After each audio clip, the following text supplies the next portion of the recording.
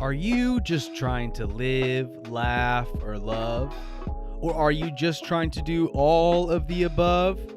This is the podcast for you. If you're an aspiring comic, a headlining comic, a class clown, or just an average bro or doe looking for a good time, you, my friend, are in the right place. Welcome to the magical world of Just Trying to Podcast. Here we go. Welcome, triers, doers, and everything in betweeners. This is Just Trying to Podcast with your host, Mike Tony Heath. And this week we are talking all about just trying to dance. Now, my friends, we're not talking about the Macarena or the two-step. We're not talking about salsa-ing. We're talking about March Madness.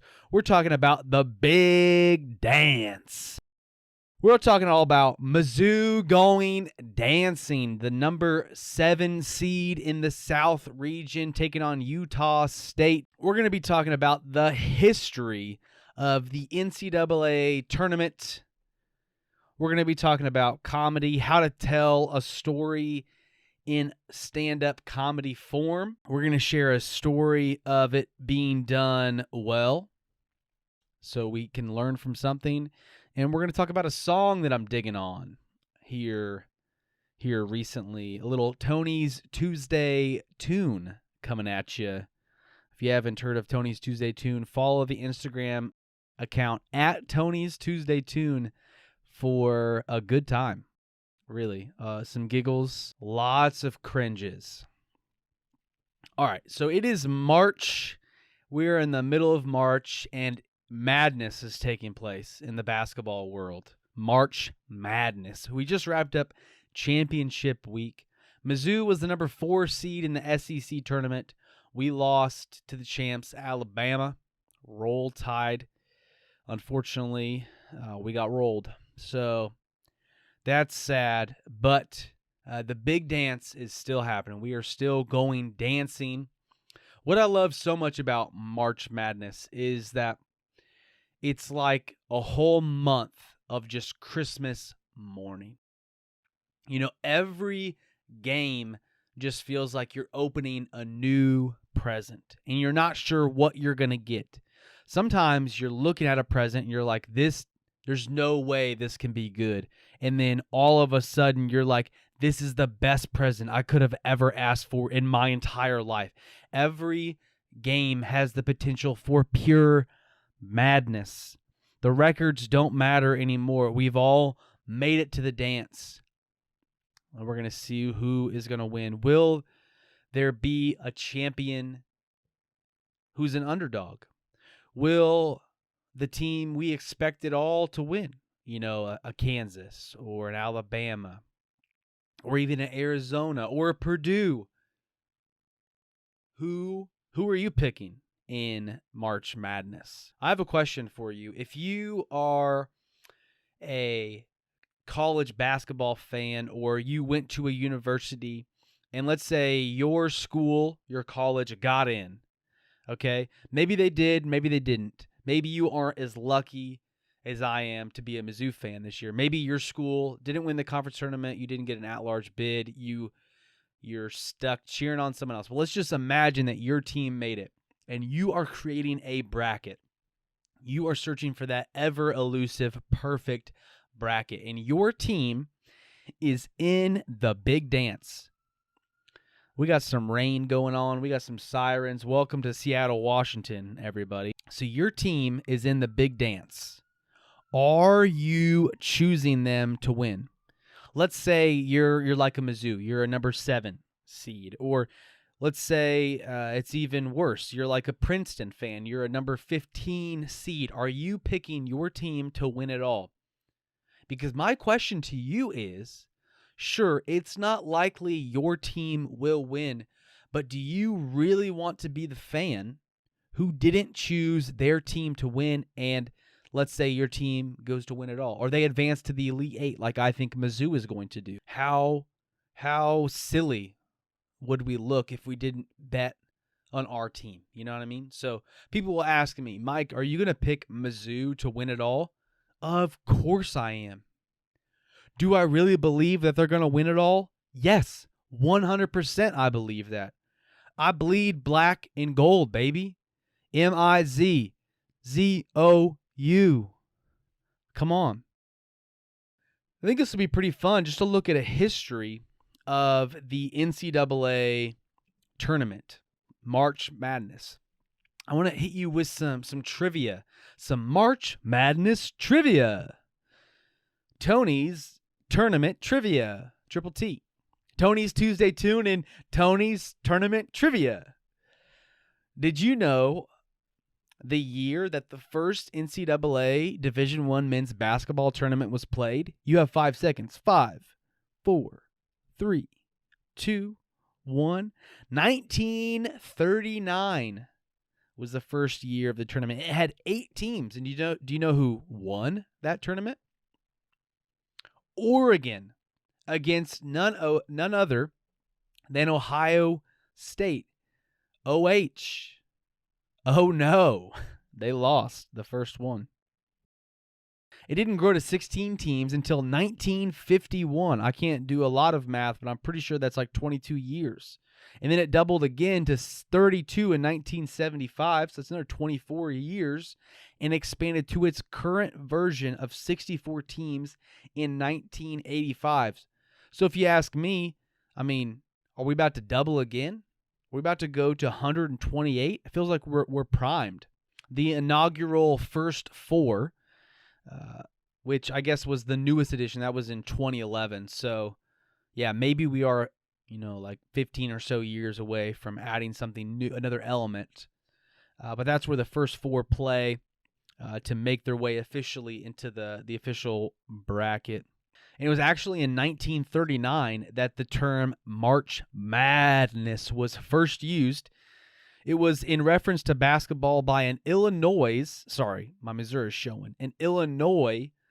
high school official, Henry Porter. But the term March Madness wouldn't become associated with the NCAA tournament until Brent Musburger used it during coverage of the 1982 tournament.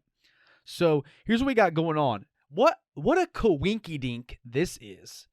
So the first NCAA tournament and the term March Madness both started in 1939, but they didn't become joined as one until 1982. They almost went a whole human lifetime apart from each other until they finally found each other in their late 40s or their early 40s.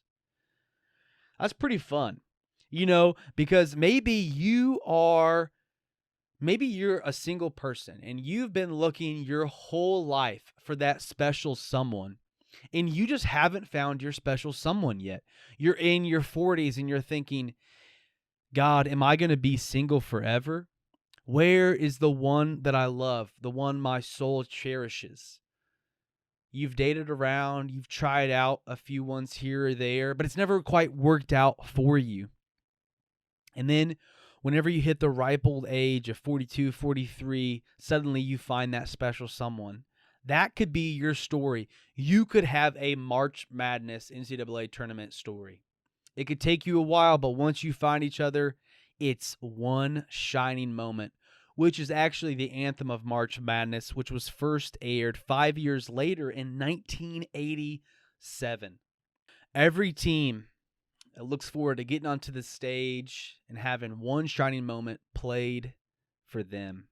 Can you hear it now, Mizzou fans? What is so fun about March Madness is none other than the upsets. So round 1, the Thursday and Friday, is by far the most exciting. You got the 16 versus the 1 seeds. You got the 15 versus the 2 seeds.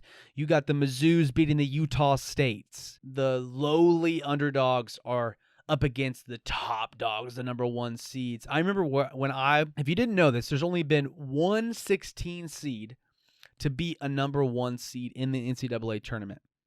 And that was back in 2018. I remember where I was. I was over at my friend Knopf Dog's house. Shout out to Knopf Dog. What's up? We were watching March Madness in his living room on a very comfortable couch. It was a nice gray couch. The University of Maryland, Boston College, I believe it's UMBC. I think I got that right. Versus Virginia. And they took down the Golden Retrievers, or the Retrievers beat number 1 Virginia 74-54. AKA, they whooped up on them. They said, the Retrievers said, gobble, gobble, boys. Hey, gobble, gobble. The Retrievers were looking for a dog snack, and they said, chomp, chomp. Okay. One of those got to work.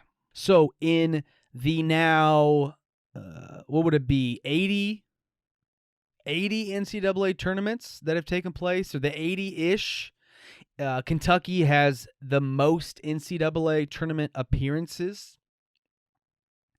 and the most NCAA tournament wins. Kentucky does. They have 129 tournament wins and 58 tournament appearances. So if there's been, let's say it's a clean number, I think there's been 80 tournaments. Kentucky has been in 58 of them. Incredible. And they've won 129 games. However, Kentucky has not won the most championships. That record is held by UCLA, the University of California, Los Angeles, with 11.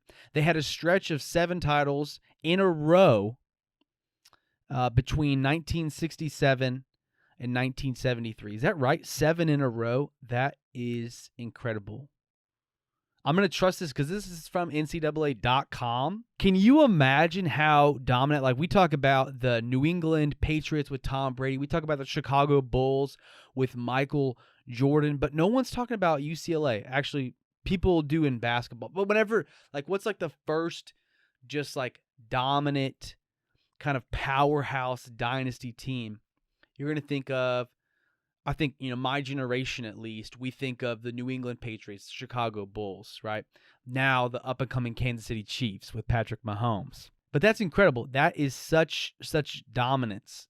College players, let's say you have 4 years with them. That's turning over. That's great recruiting. That's being able to stay at a high level for so long. And that's what I love about the NCAA tournament, is that sure, you have the Kentuckys, you have the UCLAs, but you also have the Cinderella stories of the UMBC, the number 16 seed beating the number 1 seed Virginia. You've got maybe this year, the number 7 seed Mizzou going to the Elite 8. And you're saying, Mike, it's not very likely for a 7 seed to go to the Elite 8. And I would say, you are right, my friend. However, Mizzou has done it before. In fact, in the year 2002, Missouri was the number 12 seed, and we made it to the Elite 8. We took down Miami in the first round, and then we beat Ohio State, oh no, and then we defeated none other than UCLA. Remind you, UCLA, they hold the record for the most tournament championships. Now, this was well beyond their heyday. But look at us. And then we lost to Oklahoma in the Elite 8, 75-81. And this was in 2002. Now, isn't that crazy? The year that we were a 12 seed, in 2002, we went to the Elite 8, and we beat UCLA, and we lost to Oklahoma, who Oklahoma is the last team that Missouri lost to in the NCAA tournament a few years ago. So, if you ask me, the thing that makes the most sense is that we are going to go back to the Elite 8 this year. Everything comes full circle, baby. That's the magic of March. That is March Madness. It's going to be Mizzou March Madness. Mizzou March Madness is what it will be. What's so powerful about March Madness in the NCAA tournament is the power of a story. Everyone loves a good story. Everyone wants to fight for the underdog. You would get wrapped in by stories. Me just telling facts about here's what happened in the history of the NCAA tournament. It's kind of like, it can go like, wah, wah, wah. Like, don't tell us just the facts. Give us a powerful story. But then there's this unique thing whenever you're trying to do stand-up comedy where you can't just say a story as in like, yesterday this crazy thing happened at the grocery store. So I went to the grocery store, I drove there, and then I got out of my car, and then as I was walking up to the front door of the grocery store, there was this man, a hooded figure, looked pretty suspicious. And then I went to the milk aisle, and then I got 2%, and I was like, wait, should I drink 2% or should I drink whole, or should I drink almond milk or oat milk or goat milk? What kind of milk should I drink? Okay, so you're and then. People will be just like, that's just not how you do it. I've been trying to write this joke about getting hit by a car. As I was hit by a car, would have been, like 2 months ago, almost. 2 months ago today, actually. 2 months ago today, I was hit by a car. So, if life ever gets you down, just think you can get back up again.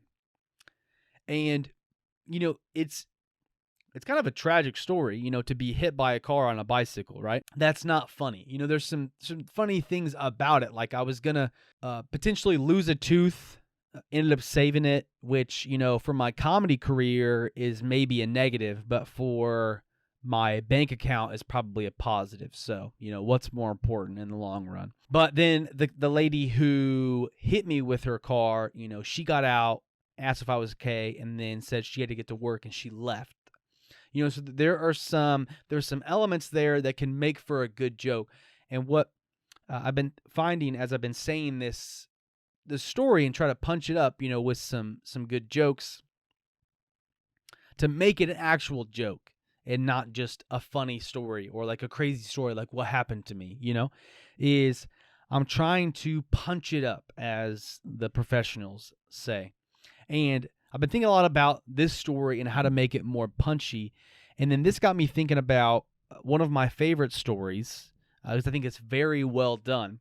It's by Gary Gulman, who I've shared his tips on comedy on the podcast here the last month or so, every now and then, just sharing some of his tips that he did for a year. But this is a joke, and I want to just start playing a little bit of this story about his meltdown at Trader Joe's. And I'm going to kind of pause in between and give some color commentary to how to tell a story in stand-up form as displayed by Gary Gulman in his Trader Joe's meltdown story. Now I'd like to tell you a story of a meltdown I had at Trader Joe's.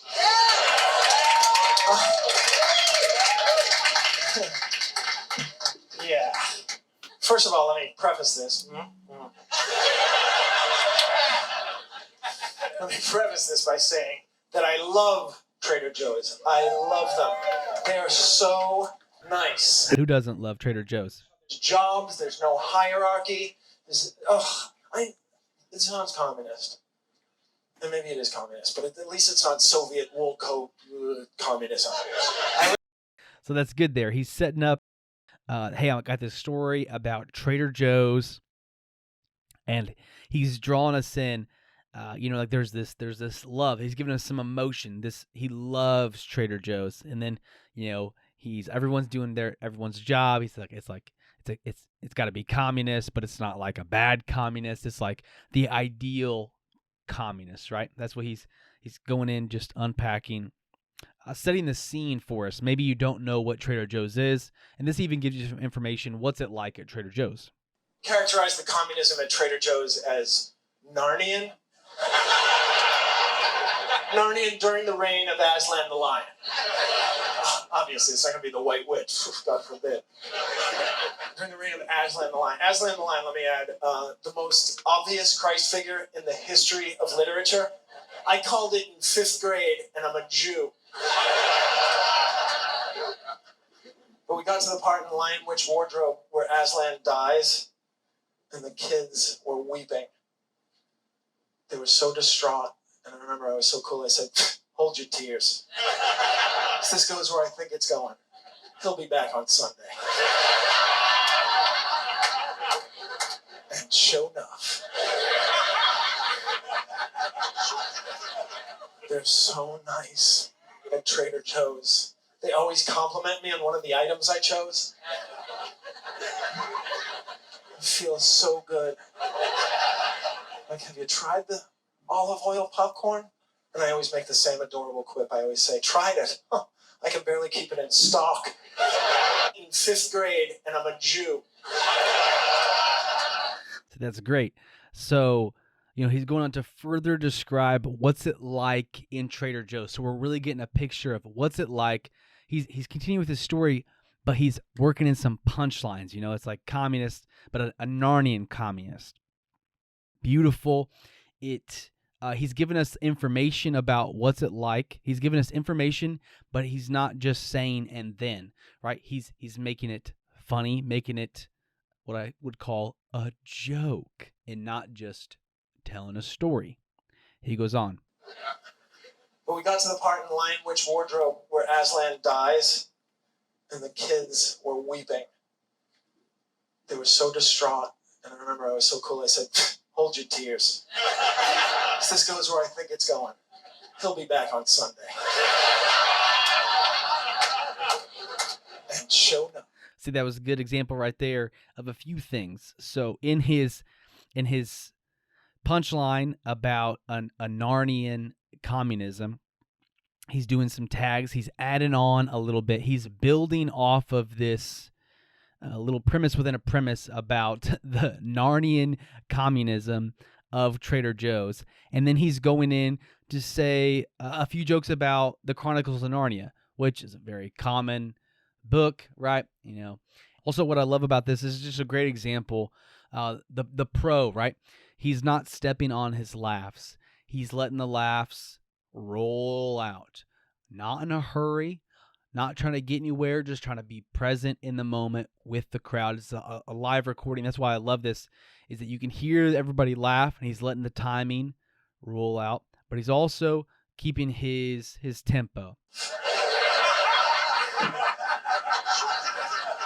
They're so nice at Trader Joe's. They always compliment me on one of the items I chose. It feels so good.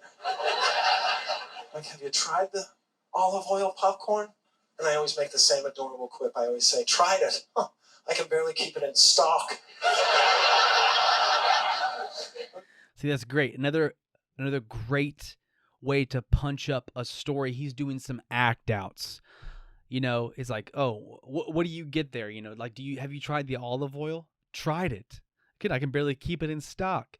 He's doing a great job of not just giving us information or just going on in the progression or the details of his story, but he's building a scene, building a world for this joke to exist where people are so nice at Trader Joe's, right? Everyone, all the employees, it's like this Narnia, this perfect land under the rule of a good king, right? That's what the feeling of the joke is. We're being swept up into this like magical place. Like if you've never been to Trader Joe's, you're probably thinking, wow, this is like heaven on earth, right? That's the emotion that he's building through these act outs he's doing. I'll tell you why that's funny. I'm not the purchasing agent for a grocery store. I'm just a guy. They compliment me on my item. They know what to do because I bring my own bag, and they know what to do with it. A lot of grocery stores, they're dumbfounded by that. I've had them put my reusable bag into a plastic bag. Oh, did you think that your store sells PBS tote bags? Is that what you thought? No. That's only available with a $100 contribution. Yeah, I contribute along with the John D. and Catherine T. MacArthur Foundation. The Bill, and to a lesser extent, Melinda Gates Foundation. The Chubb Group. What age do you get to when you don't laugh when you say Chubb Group? Viewers like me.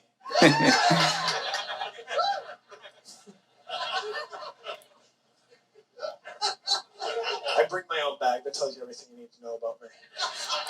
Thoughtful, environmentally conscious, good lover, patient. That was perfect right there. So he's talking about bringing his own bag, which, maybe doesn't resonate with us today. That's very popular. We're getting charged for bags. However, he's saying like, okay, so he's bringing his own bag, just hilarious. The way he list out this, he gives this list of 3. If you like, why he's such a good person for bringing his reusable bag. He's thoughtful, environmentally conscious, a good lover. That third one is like, well, that's not what we were expecting at all. A classic turn, a list of 3. This is, again, he's just sharing this story about a time he goes to Trader Joe's, but it's all in stand-up form. Attentive lover, that's what that says. Bring my own bag. And a lot of times, now you're going to be like, this is insignificant, but I'm going to show you something that they do at Trader Joe's that makes me so happy. I pay with a credit card, and I have to go to sign the receipt. And a lot of times, I have my tote bag over my shoulder, so I can't get leverage I don't have 2 hands available. I can't get leverage. And at Trader Joe's, they very subtly put their hand on the top of the receipt and give me that leverage so I can make that quality signature. And it's the most intimate moment of my day. When that person looks at me and without saying a word says, "You're not alone."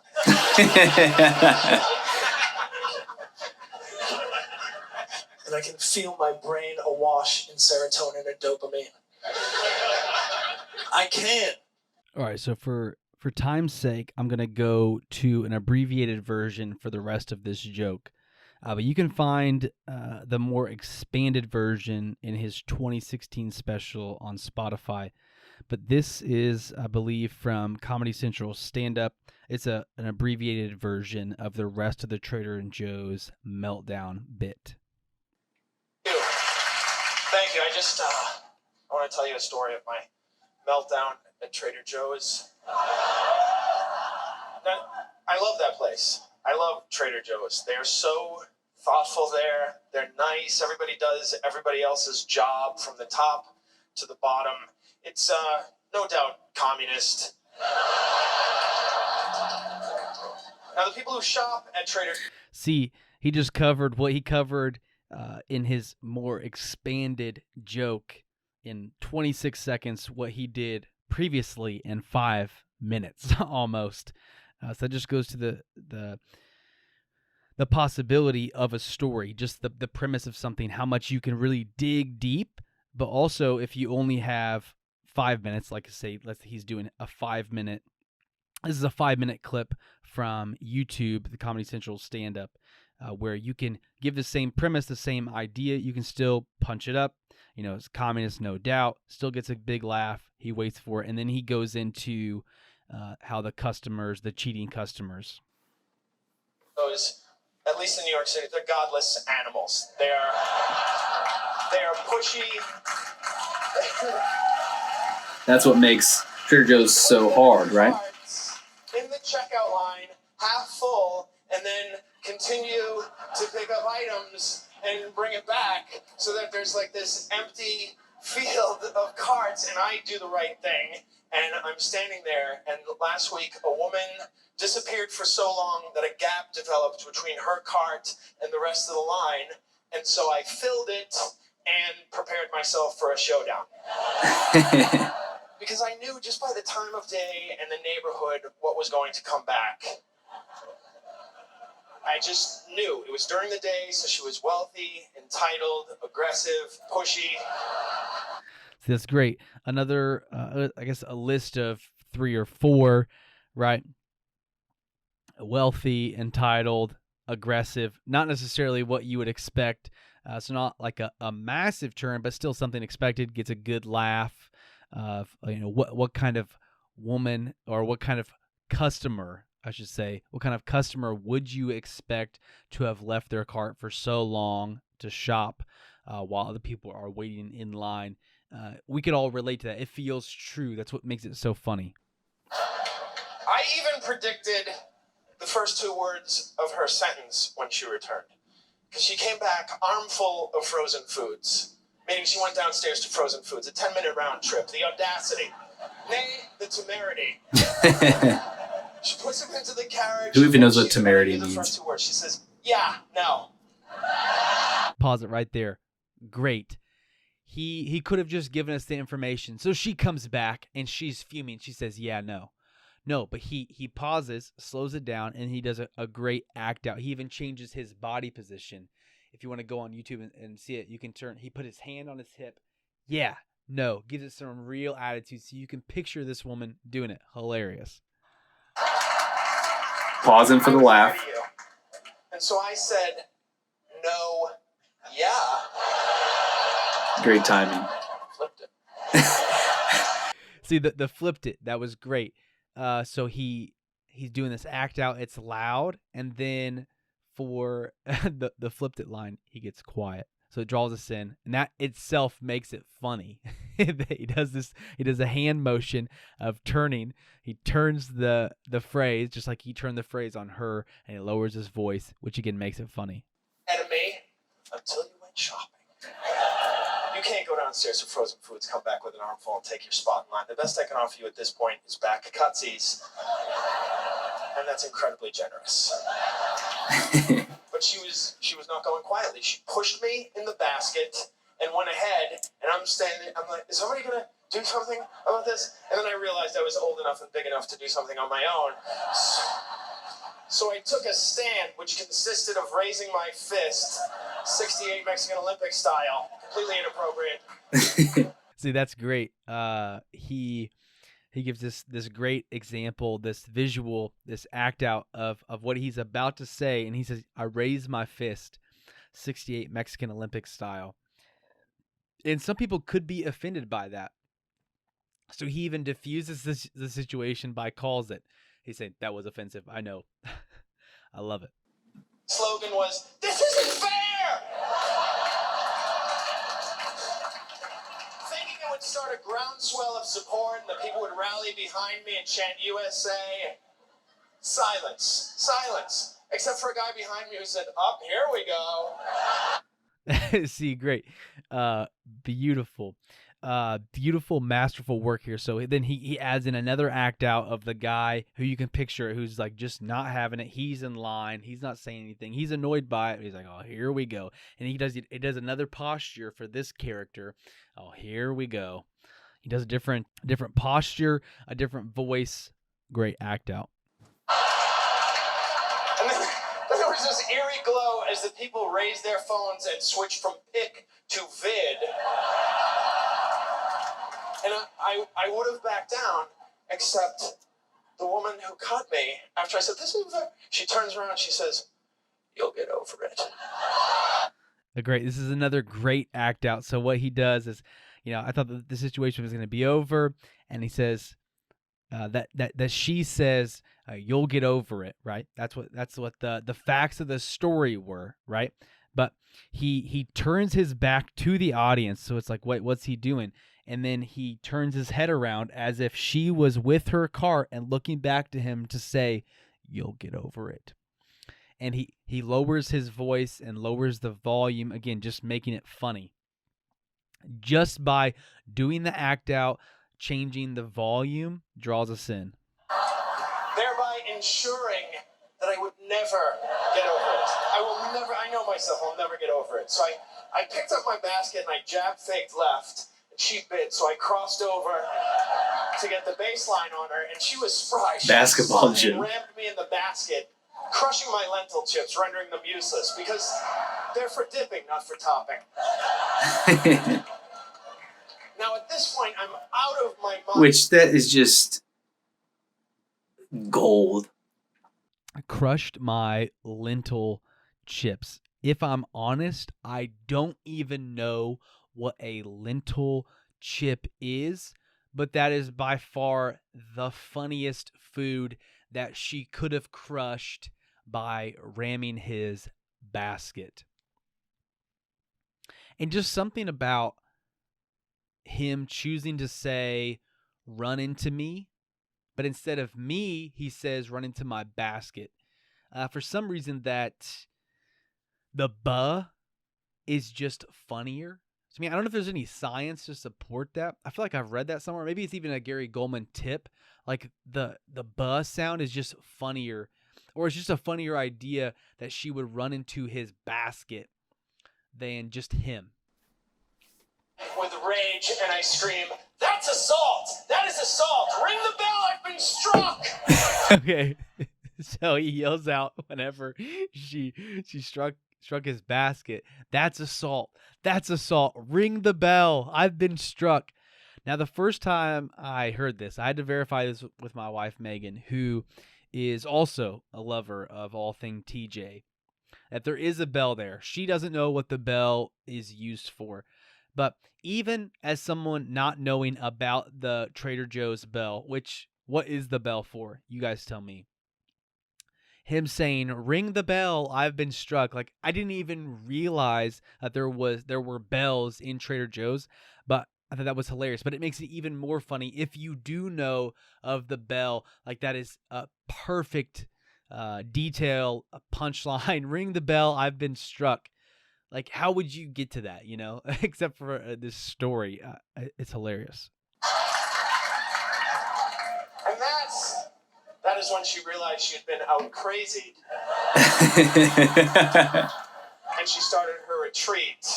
But she got a couple of digs in on me at the end. She said, fine, go ahead of me if it's that important to you. It is. Great timing. If what's that important to me? Justice? Yeah, it's that important to me. But you should know, she says you should know that you're allowed to leave your cart in New York City. That's how it works. Yeah, no.